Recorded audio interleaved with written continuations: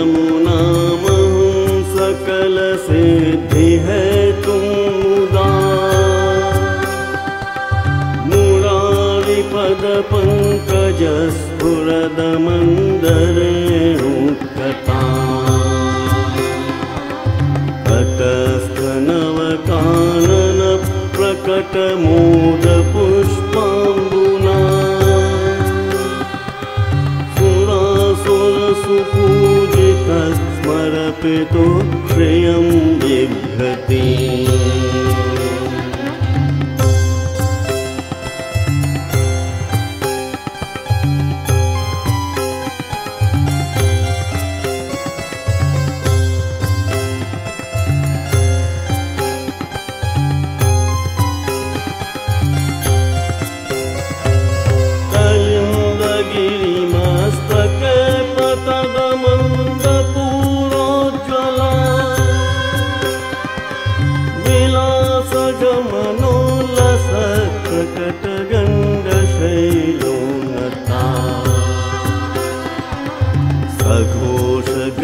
दंतुरा समधिरूढ़ दौलोत्तमा मुकुंदरतिवर्धिनी जयति पद्मबंधो सुता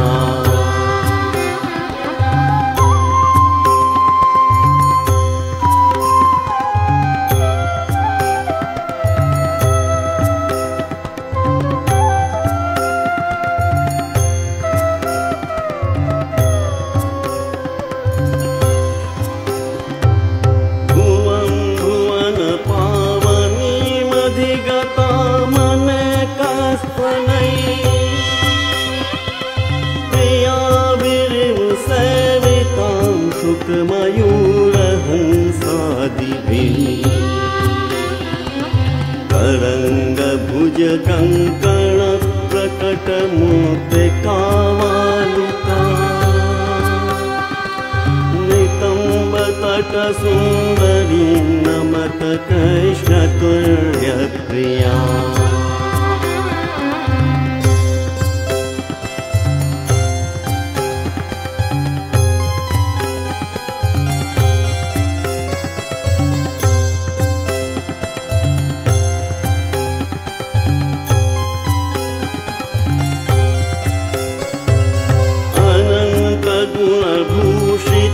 शिव विरंचित वस्तुते घना घन निभय सदा ध्रुव पराशराभीष्ट दे विशुद्ध मथुरा तटे सकल गोप गोपी वृते कृपा जलधि संस्कृते मम मन सुखं भावय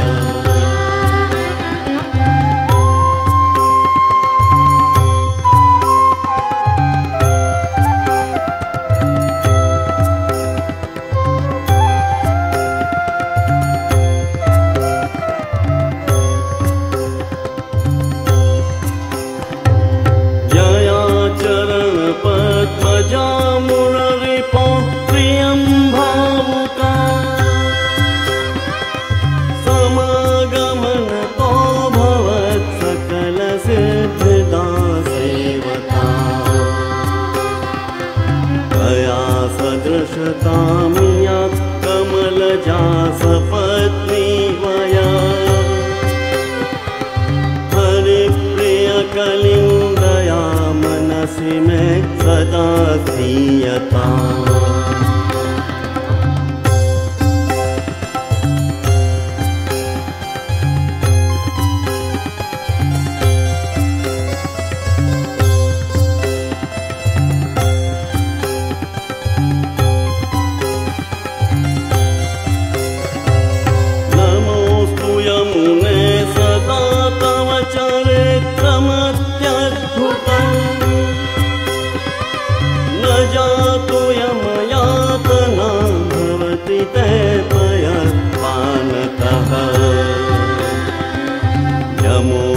भगिनी सुतान् कथमुहन्ति दुष्टानपि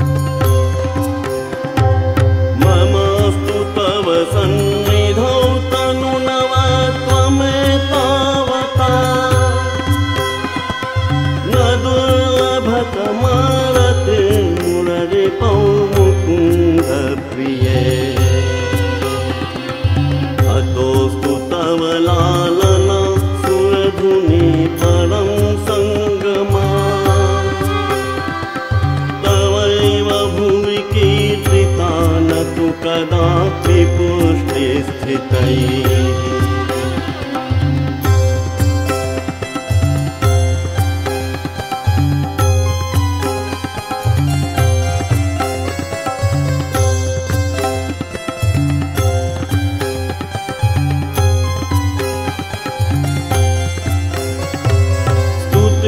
तव करोति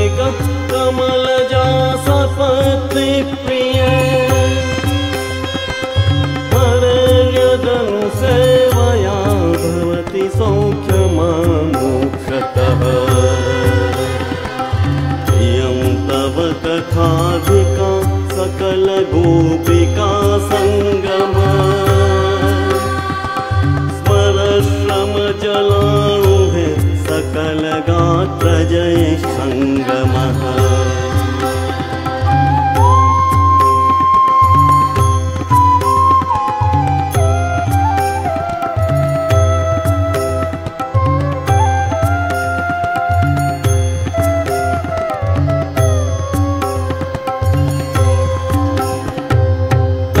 तवाष्टकमिदं मुदा पठति सूरसूते सदा दुरितक्षयो भवति वै मुकुन्दे रतिः मया सकलसिद्धयो गुणविपुश्च सन्तुष्यति स्वभावविजयो भवेद्वदति वल्लभ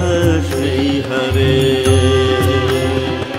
स्वभावविजयो भवेद्वदति वल्लभ